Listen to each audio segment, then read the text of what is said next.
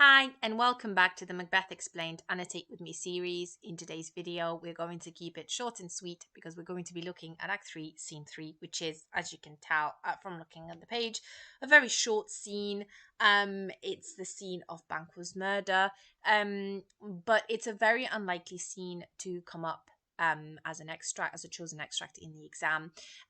The consequences of Macbeth, the scenes leading up to Banquo's murder and the scene after Banquo's murder are much more important in what they show us and in the language that is used. So there's not really any key quotes here that you'd probably want to use in an exam, and this is why I'm not going to spend a huge amount of time discussing this. I'm just going to be reading through it, explaining it, and then we'll move on in the next video to Act 3, Scene 4, which is very important. It's the feast scene, Banquo's ghost scene, etc.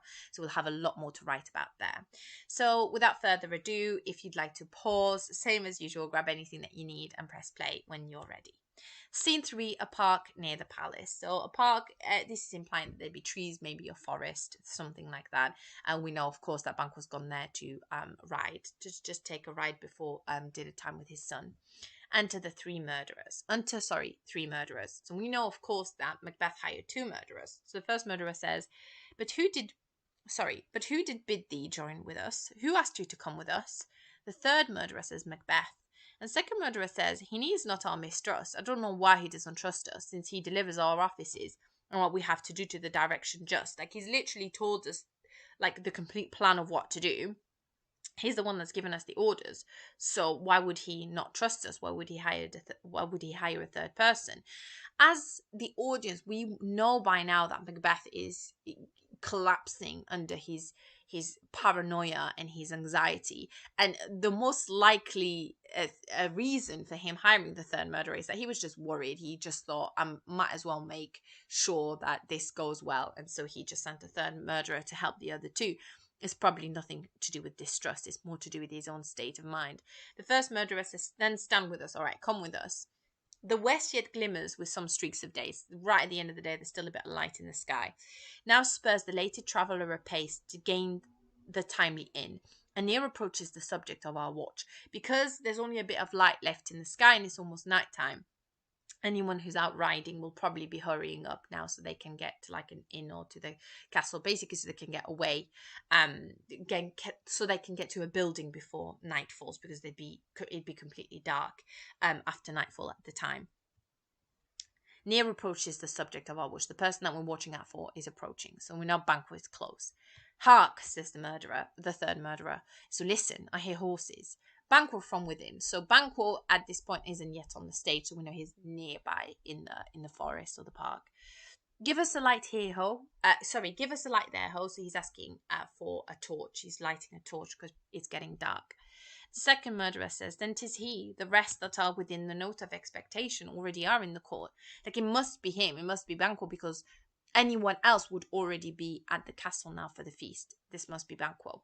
First murderer says, his horses go about. Third murderer says, about a mile. He's about a mile away. But he does usually, so all men do, from hence to the palace gate, make it their walk. But when people go from the forest to the actual palace gate, they usually get off their horses and start walking. So what the murderers are doing is they're waiting for Banquo to get off his horse and start walking so they can attack him. Because, of course, if he's on his horse and they start attacking him, he'll just ride away on his horse and get away from them. So the second murderer says, a light.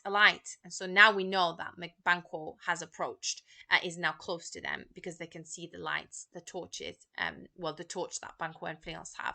So enter Banquo and Fleance with the torch. So now on the stage, in the scene, close to the murderers. Third murderer says, 'tis he. First murderer says, stand to it. Banquo says, he's speaking to Fleance, and he says, it will be rain tonight. And this is one of Banquo's last words, and he's predicting that it's going to rain. But of course, we know now that Shakespeare in Macbeth uses rain, uses pathetic fallacy to associate rain usually with evil events. We know that the witches meet in thunder, lightning, and rain, and we know that, of course, there was a storm on the night of Duncan's murderer. So this is very sad foreshadowing. Banquo is basically foreshadowing his own death here. The first murderer says, let it come down. Yeah, let it rain. Like, meet your fate. They set upon Banquo. They attack him. Banquo says, oh, treachery, a treason. So Banquo knows that the same thing that happened to Duncan is happening to him. Fly, good Fleance, fly, fly, fly, like run away. He's not telling him to literally fly, he's telling him run away, run away. Thou mayst revenge, like if you get away, you can avenge me. He's almost giving motivation for Fleance to go away. And it's his last words to Fleance, asking his son to avenge him, to try to get away so that he can avenge him. Oh, slave. And slave is an insult. It just, you're implying that someone's worthless. He's insulting his murderer. And he dies. Fleance escapes. So Fleance gets away. And of course, we know that he's young. So we might be wondering at this point, how did, you know, a child or a teenager, however old he is, get away from 3 murderers? And the third murderer says, who did strike out the light? So here we find out that during the attack, the light went off. The torch that they were using went off. And we don't know why, and it's never really explained. So, of course, we know that Macbeth, literally the previous scene, was talking about come sealing night, scarf up the eye of tender day, or whatever. Macbeth was literally summoning darkness. So, did Macbeth summoning darkness almost work against him here? Or is there a sense of some sort of supernatural interference? Did the witches have something to do with this?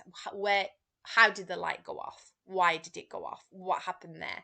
We'll never know, and it's sort of up to us as the reader and the audience to figure out what we think. And this is good for you to take a guess. What do you think happened? Do you think the witches were trying to ensure that their prophecy would be fulfilled? Do you think it was fate? Do you think it was sort of irony because Macbeth was talking about darkness and summoning darkness? Or do you think it was just chance? Maybe Banquo dropped the torch when he was being attacked and it went off.